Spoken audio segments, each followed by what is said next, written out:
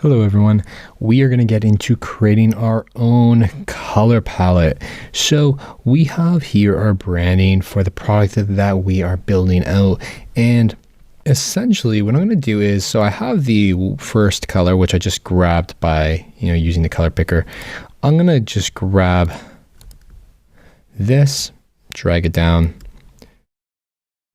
I'm going to grab this color over here. So we're going to start from these two colors, then we're going to build out some accents. Let's jump in. So I'm going to just duplicate it by pressing Command D, and I'm going to just make 3. I don't think we need many more. Once again, I do want to stress that, this is one of those types of exercises that you are going to, do time and time again, and you're gonna, by the time you get to your final designs, you may have tweaked a couple of things. So if it's, not perfect per se, there's no need to worry about that. So over here, I'm just gonna close these color styles because we don't need them right now. But over here, we have our own primary palette. I'm gonna just stick with 3. I think 3 is more than enough. We're not gonna be splattering yellow all over the place. It's also a pretty hard color to work with anyways, but so let's jump in here with our neutrals.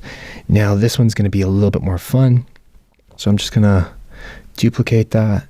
And then, piece by piece, I'm just going to closely bring it in.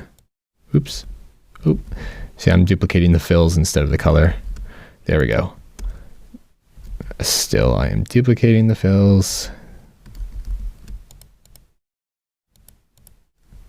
There we go. So now we've duplicated that and we can remove that. We can come in a bit.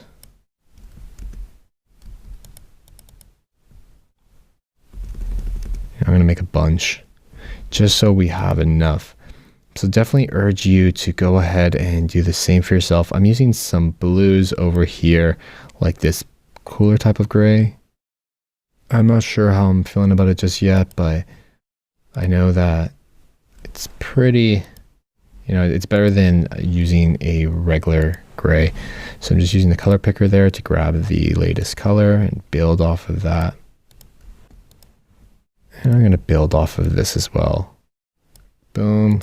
So because I have a pretty large product to build, and so do you, we need, it's safe to just start off with a pretty extensive palette of neutrals and start thinking about, as you start scaling those wireframes and those concepts to higher fidelity, what colors are really working. Just give yourself something to start with. Oops. There we go. So we have 1, 2, 3, 4, 5, 6, 7, 8, and 9. So I'm just going to do 9. Okay. We are already getting pretty close here. So we can, start 2, 3, 4, 5, 6, 7. Okay, this is where we're going to end. And we're going to come in right over here to a near white. So this one's okay. And I'm gonna actually just make this white. I'm going to give it a stroke so that way we can easily see it. But one thing I'm starting to notice is these colors here are pretty muddy. So we can come in a bit, create a bit more, contrast between the color below it. These ones here are pretty muddy. Oops. Let's move this up just a smidge. This one here, move up just a smidge.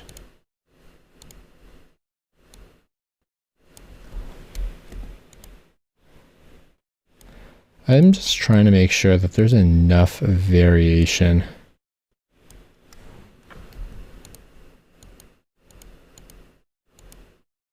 Between the previous color and our color. And here.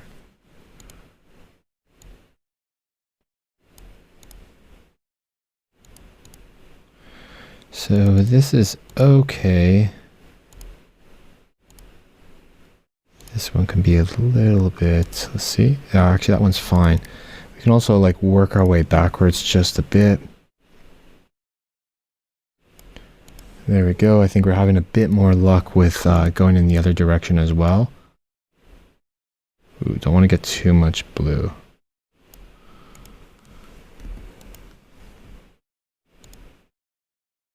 Just increasing the darkness, you know, keeping pretty steady on the difference between, you know, saturation